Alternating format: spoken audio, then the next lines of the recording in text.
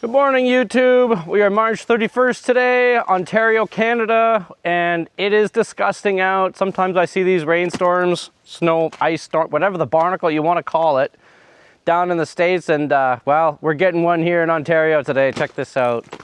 The truck there is just covered in a sheet of ice.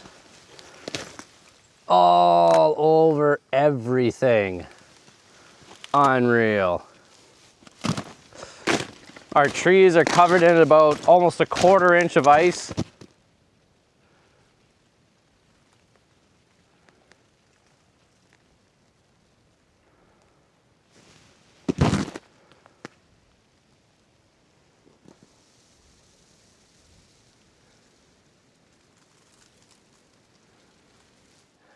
All the trees are so coated in ice.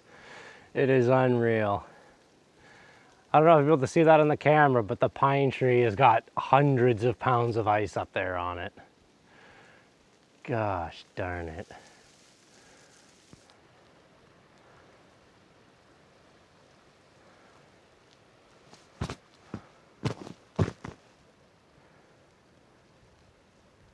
All right, guys, hope you're having better weather than Ed at Backwoods with the Bishops.